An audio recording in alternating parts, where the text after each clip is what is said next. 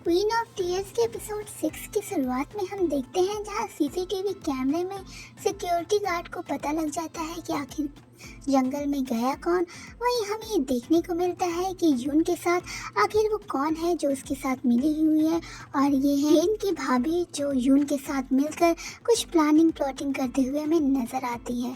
यूनहो और हेन के कमरे में ना होने की वजह से जहां यून आकर कमरे की तलाशी करता है कि आखिर हेन और यूनहो के बीच में ऐसी कौन सी प्रॉब्लम है, वहीं पर उसकी भाभी बैठकर इस बात को डिस्कस करती है कि किस तरह वो दोनों मिले हुए हैं। जहां पर दूसरी तरफ हम ये देखते हैं कि हेन और यूनहो आपस में लगे होते हैं कन्फेस करने में। वहीं पर सिक्योरिटी गार्ड आकर उन्हें रोकता है और कहता है कि मुझे इस जगह को लॉक करना है। जहाँ पर यून कुछ ढूंढने में लगा हुआ है, वहीं उसे लॉकर मिलता है यूनो के कमरे में। यूनो के कमरे में लॉकर देखकर वो शॉक्ड है, जहाँ पर यूनो और हेन इस बात को डिस्कस कर रहे हैं कि आखिर हेन कब तक जिएगी। जहाँ पर हेन का ये कहना है कि यूनो उसके लिए आया है, तो वो यूनो से कहना चाहती है कि जब भी मैं मरूं तो मेरे लिए एक ऐसा फनरल रखना जहाँ पर सभी आए, जहाँ पर जो मुझे प्यार करता है वो भी आए और जो नहीं करता वो भी आए, जहाँ पर सब ये देखते रहें कि हाँ ये अब यूनो की बीवी का फनरल है। जहाँ पर यूनो इस बात को सुनकर बहुत ही ज़्यादा परेशान है कि हेन आज किस तरीके की बात कर रही है। जहाँ पर हेन इस बात को मान चुकी है कि वो अगले 3 महीने में मर जाएगी, क्योंकि डॉक्टर ने उसे बिल्कुल भी जवाब दे दिया है। हेन अपने पसंदीदा फनरल में जाना चाहती है, जहाँ पर इस बात को सुनकर यूनो बहुत ही ज़्यादा उदास हो जाता है। हेन की भाभी उसके सारे ड्रेसेस को करती हैं ट्राई और कहती हैं कि मैंने बहुत दिनों से सोचा था कि मैं इसे खरीदूंगी, लेकिन मैं खरीद नहीं पा रही हूँ। वो अपनी शादी को डिस्कस करते हुए कहती है कि किस तरह हेन के भाई को उसने उल्लू बनाया और उसे बताया कि वो उससे छोटी है, क्योंकि हेन के भाई को बड़ी लड़की से शादी नहीं करनी थी। जहाँ पर हेन और यूनो आपस में एक ही घर में होते हैं, वहीं पर दोनों के बीच में एक ऑकवर्ड सी सिचुएशन होती है, क्योंकि दोनों एक ही घर में रहने के बावजूद पिछले 3 सालों से एक साथ नहीं रहते थे। जहाँ पर हेन अपने कमरे में जाने लगती है तो यूनो सोचता है कि आखिर किस तरह मैं इसको रोकूं और मैं इसके साथ जाऊं। जहाँ पर हेन दरवाजे को बंद करने ही वाली होती है कि यूनो उसके पीछे आता है और उससे पूछता है कि क्या मैं आज तुम्हारे साथ सो सकता हूँ। जहाँ पर इस बात को सुनकर हेन पहले सोचती है और फिर कहती है कि मुझे सोचने का कुछ वक्त चाहिए। जहाँ पर यूनो की हेन से नज़दीकियाँ बढ़ती ही जा रही हैं और हेन उसे कमरे में इजाज़त दे देती है। जहाँ पर कमरे में आकर दोनों बैठकर एक दूसरे से बातें करने ही वाले होते हैं कि हेन उसे बताती है कि उसकी एक फ्रेंड थी जिसको अचानक एक्सीडेंट हो जाता है और उसका हस्बैंड इस बात से परेशान होता है कि कब वो साइन करेगी पेपर से और उसकी सारी प्रॉपर्टी उसकी हो जाएगी। थैंक गॉड मेरा हस्बैंड ऐसा नहीं है। वो डेड बॉडी की तरह मरने ही वाली थी, लेकिन उसके हस्बैंड को पेपर साइन करवाने की पड़ी थी। यूनो ये सुनकर शॉक्ड हो जाता है। वहीं आधी रात को हम देखते हैं कि हेन तो सो जाती है, लेकिन यूनो पूरी रात सो नहीं पाता हेन के बगल में, जहाँ काफ़ी दिनों के बाद यूनो और हेन एक साथ सोते होते हैं एक ही बेड पर। वहीं यूनो रात भर उसे देखता रहता है और उसका हाथ थामे रहता है। अगले दिन हम देखते हैं कि यूनो सुबह उठते ही आ जाता है चर्च में और प्रेयर करता है कि हेन बच जाए। यूनो फोन लगाता है अपने फ्रेंड के पास, जहाँ उसका फ्रेंड इस बात को कहता है कि वो उसे छोड़कर चला गया और यहाँ पर सभी मिलकर कर रहे हैं पार्टी। तब यूनो उसे बताता है कि हेन को मेरी ज़रूरत थी, इसलिए मैं यहाँ आया हूँ। यूनो डॉक्टर से जाकर मिलता है, जहाँ डॉक्टर पहले ही मना कर चुके हैं हेन के इलाज के लिए और पैसे ले चुके हैं। वहीं पर यूनो आकर उन्हें लॉ समझाता है और कहता है कि अगर आपने हेन की ट्रीटमेंट स्टार्ट नहीं की तो मैं आप पर केस कर दूंगा और ये केस कोरिया में होगा, इसलिए आपको कोरिया आना होगा। इस बात से डर कर डॉक्टर हेन के इलाज के लिए तैयार हो जाता है, लेकिन उसे कहता है कि हेन को पहले तंदुरुस्त होना होगा, साथ ही साथ अपने खाने पीने हर चीज़ पर ध्यान रखना होगा, जिससे वापस आकर वो इस इलाज के काबिल पर हो पाए और साथ ही साथ इसको झेल पाए।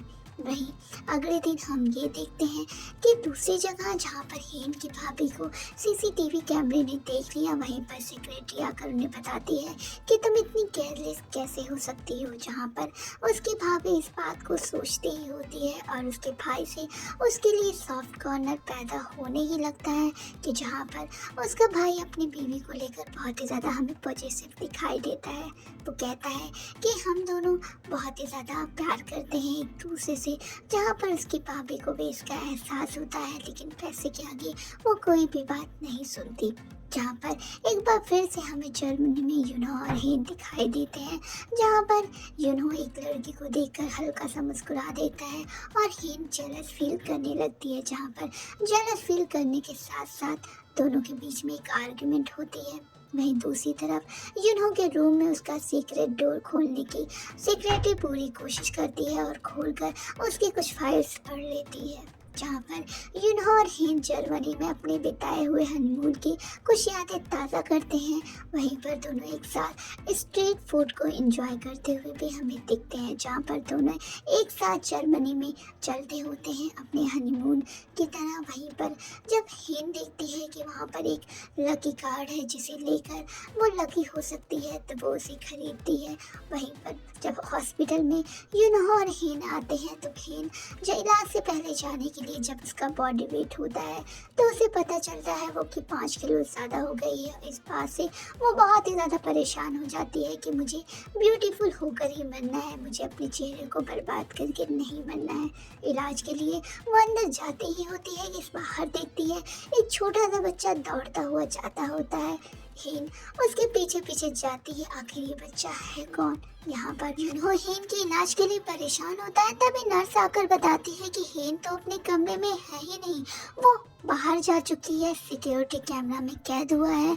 यूनो बहुत ही ज़्यादा परेशान हो जाता है। तभी एक जगह भीड़ लगी होती है, यूनो दौड़ कर आता है, देखता है कहीं ये हेन तो नहीं, लेकिन नहीं, वो हेन नहीं होती है। तभी उसके कंधे पर हेन हाथ रखती है और बोलती है कि मैं यहाँ हूँ, और उसकी आंखों से आंसू निकलने लगते हैं। यूनो भी बहुत ही ज़्यादा परेशान हो जाता है कि कहीं वो उसे खो न दे। जहाँ पर लंच करते हुए दोनों हमें दिखते हैं और जहाँ पर हेन ये भी बताती है कि आखिर उसे हुआ क्या था। उसने एक छोटे से बच्चे को देखा जो असल में उसका भाई था, जिसने बचपन में उसके लिए अपनी जान गंवा दी। बात ये हुई थी कि जहाँ पर हेन पानी में डूब रही थी एक पार्क पिकनिक के दौरान, तभी उसका भाई उसे पानी से तो बचा लेता है, लेकिन खुद उसे पानी में डूबकर मर जाता है। इसी वजह से उसकी माँ उसे नहीं देखना चाहती कि उसको, क्योंकि उसका बड़ा बेटा सुमन उसकी वजह से पानी में डूबकर मर गया और उसके लिए वजह से उसका बेटा उससे दूर हो गया। इस बात को डिस्कस करते हुए हेन यूनो से कहती है कि ऐसा हो सकता है कि भगवान कहते हैं जब भी कोई मरने वाला होता है तो उसका पसंदीदा एंजल उसे लेने वाला होता है।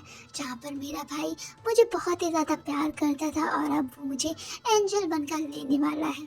जहाँ पर वो यूनो से भी कहती है कि जब तुम्हारा दिन आएगा तब मैं एंजल बनकर तुम्हें लेने आऊँगी, क्योंकि मैं तुमसे बहुत ही ज़्यादा प्यार करती हूँ। ये मोमेंट देखकर यूनो की आंखों में तो आंसू आ जाते हैं और साथ ही साथ वो घर पे फ़ोन करता है, लेकिन उसका फ़ोन रिसीव नहीं होता है क्योंकि वो सिक्योरिटी गार्ड वहाँ पर बंद करके लॉक कहीं चला गया होता है। जहाँ पर घर पर ये डिस्कस होता है कि आखिर यूनो ने ही घर में सिक्योरिटी बॉक्स बनवाया और उसमें ऐसी फाइल्स रखी जिसे उस बिजनेस को हड़प सके। जहाँ पर पूरे घर की तलाशी होती है और यून के हिसाब से उसने जो प्लान किया था वो सक्सेस होता है और सारा शक यूनो की तरफ जाता है। जहाँ पर हेन की माँ उसे फ़ोन कर बताती है कि यूनो ने फैमिली में घपला किया है और साथ ही साथ वो हम सबको धोखा दे रहा है।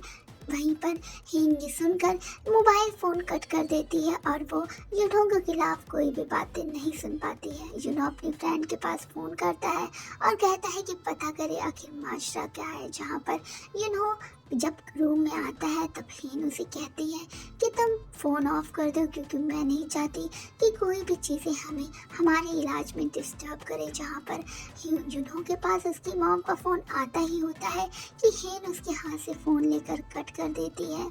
दूसरी तरफ जहाँ घर पे ये देखा जाता है कि बॉम्जा मतलब कि हेन की बुआ इस बात से पूरी तरह वाकिफ हो चुकी है कि इस सारी षड्यंत्र के पीछे है कौन। दरअसल जो दादाजी हैं हेन के, उनकी गर्लफ्रेंड इस सब मामले में मिली हुई है। घर पे देखा जाता है कि जब यूनहो की सिक्योरिटी बॉक्स को खोला जाता है तो उसमें डाइवोर्स के पेपर्स मिलते हैं। यूनहो और हेन तो जर्मनी में अपनी एंजॉय कर रहे हैं वेकेशन को, साथ ही साथ इलाज को करवाने के लिए बहुत ही ज़्यादा बेताब है। वहीं स्ट्रीट पर जब हेन को स्ट्रीट फूड खाने होते हैं, वहीं यूनहो दौड़ कर जाता है और वही पत्ता लेकर आता है जो कि एक लकी होता है। शायद इस लकी पत्ते से हेन की जान बच जाए। घर पर ही यूनहो और हेन के डाइवोर्स के बारे में पूरे घर को पता चल जाता है और यूनहो को धोखेबाज साबित कर दिया गया है यून की वजह से। वहीं पर यूनहो वो लॉक देखता है जिसे हनीमून पर आकर दोनों ने बंद किया था और साथ ही साथ प्रेयर मांगी थी। इस लॉक को देखकर यूनहो बहुत ही ज़्यादा खुश हो जाता है और उसकी पिक्चर्स क्लिक करके हेन को दिखाने आता है, जहाँ पर हेन सबसे कहती है कि मैं मरने वाली हूँ अगले 3 महीने में, इसलिए मुझे ये लेने दे।